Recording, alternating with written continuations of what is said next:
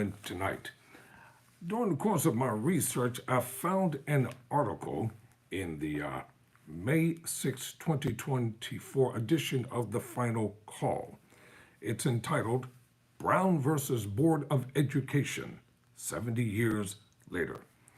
And giving credit to the writer, the article was written by Nisa Islam Muhammad, who is a staff writer for The Final Call at Nissan Salam. So let's get into this article. It centers around the Little Rock Central High School. The 9 brave young men and women who integrated that school. Now, look, I'm going to show you the photo in the caption, but I want to read this right here. It says, pictured to right are Gloria Ray, Terrence Roberts, Melba Patilio, Jefferson Thomas, Carlotta Walls, Thelma Mooreshed, Minnie Jean Brown, Elizabeth Eckford, and Ernest Green. These are the 9 students who entered Little Rock Central High under the protection of federal troops with bayonets in 1957, when Governor Orville E. Fabius tried to block entrance of the Supreme Court's 1954 Brown versus Board of Education decision outlawing school segregation, and directed the Arkansas National Guard to keep the students from enrolling in the all-white Central High School. President Eisenhower responded by sending in members of the Army's 101st Airborne Division to escort the students into the school on September 25th, 1957. And let me show you the photos here. It's in black and white. These are the individuals who integrated the school. I know it's not a good one, but I want to get into this article because it's really important. What has taken place 70 years later after school integration? Well, let me start by, this is going to be part 1 of this article, so let me start reading it on tonight.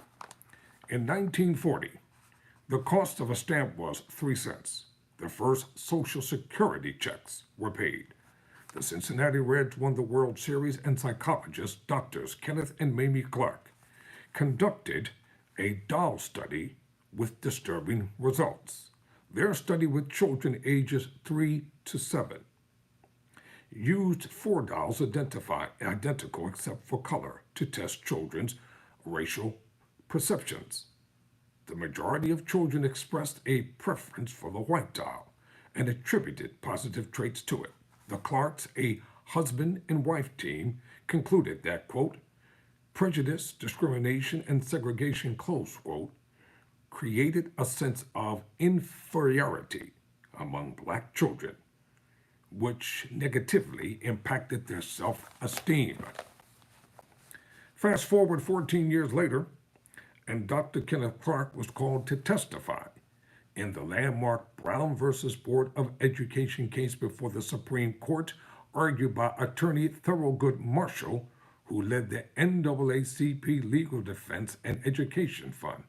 Thurgood Marshall became the first black man to sit on the Supreme Court of the United States, or become a Supreme Court justice, I should say, to separate African American children from others of similar age and qualifications solely based on their race generates a feeling of inferiority as to their status in the community that may affect their hearts and minds in a way unlikely ever to be undone. While true, it was only part of the research Dr. Clark was concerned, the court failed to cite 2 other conclusions he had reached: that racism was inherently an American institution, and that school segregation inhibited the development of white children too. The court's resolve to put black children in white schools is the major affront to the Brown versus Board of Education findings. Dr. Kevin Washington, past national president of the Association of Black Psychologists, told The Final Call, quote, the resolution has never been addressed adequately. That is what has created the inequitable treatment of blacks. Recurrent attacks on curricula and book banning is a throwback to what was actually occurring at that time, where the message was of inferiority of blackness or anything that began to promote something different was challenged, he said. After 70 years, we found ourselves in the position of still having identity confusion. We've had some educators to come with strong education models. However, it's always been an attack on the system. The Brown verdict, simply putting black children in white schools, was not the resolution. The real victory comes when the curricula shifts and the content is affirming to black children in all walks of life. They can see themselves as being powerful as agents of change and that they are purveyors of their own destiny, close quote. Dr. Washington added, quote, that's a major issue when we talk about the Brown versus Board of Education.